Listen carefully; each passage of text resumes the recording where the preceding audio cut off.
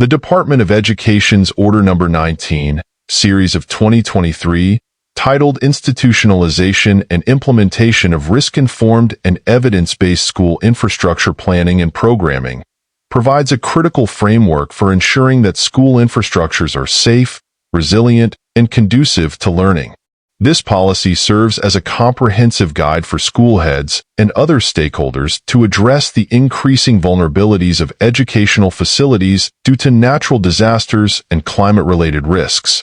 By fully understanding and implementing this directive, school leaders can significantly enhance their capacity to create safe learning environments and foster a culture of preparedness and resilience within their communities.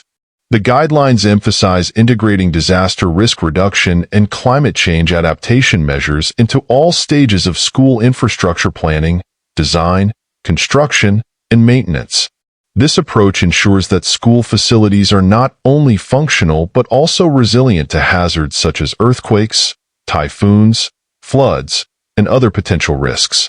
For prospective school heads, this requires an in-depth understanding of the processes involved in conducting hazard and risk assessments. These assessments rely on the use of scientific data, including geospatial and climate information, to identify vulnerabilities and prioritize interventions. By doing so, school heads can ensure that resources are allocated effectively to address the most critical needs. Maximizing the guidelines also involves conducting systematic assessments of existing school facilities. School heads must lead the process of regular inspections, structural evaluations, and retrofitting projects to ensure compliance with national safety standards. This is particularly vital in areas prone to natural disasters, where outdated or poorly constructed buildings can pose significant risks to students and staff. Additionally, school leaders must ensure that new constructions adhere to resilient design principles, incorporating features such as elevated structures in flood-prone areas, seismic reinforcements, and adequate ventilation to address changing climate conditions. A critical aspect of these guidelines is the emphasis on evidence-based decision-making. This requires school heads to gather, analyze, and utilize data effectively to develop comprehensive school infrastructure plans. Engaging with technical experts, such as engineers, architects, and environmental scientists, is essential to ensure that the plans are both scientifically sound and practical. Furthermore, school heads should leverage technology, such as Geographic Information Systems, GIS, to map hazards and assess risk levels across their school campuses. Collaboration with stakeholders is another vital component of successfully implementing these guidelines. School heads are encouraged to foster partnerships with local government units, community organizations, and non-governmental organizations to secure additional funding and technical support for infrastructure projects.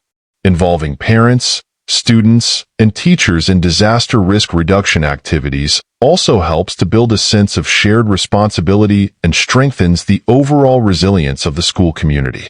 To fully maximize the potential of DepEd Order No. 19, school heads must also prioritize capacity-building initiatives for their staff and stakeholders.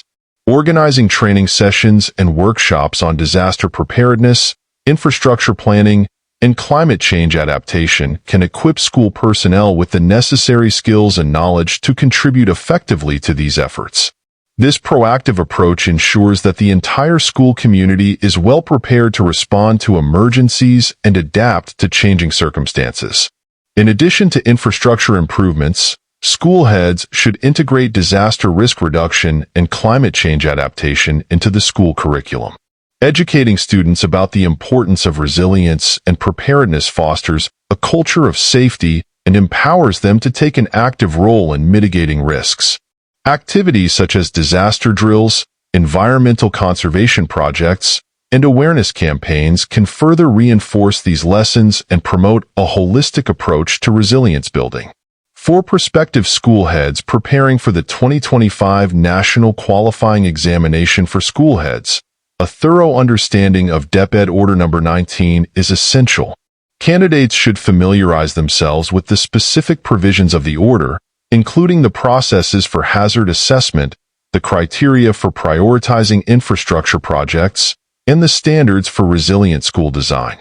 Additionally, understanding how the policy aligns with national laws, such as the Climate Change Act and the Disaster Risk Reduction and Management Act, as well as international frameworks like the Sendai Framework for Disaster Risk Reduction, can provide valuable context and insights. To excel as school heads and maximize the benefits of these guidelines, candidates should also study successful case studies of schools that have implemented risk-informed and evidence-based infrastructure planning. Analyzing these examples can provide practical insights into overcoming challenges and achieving tangible results.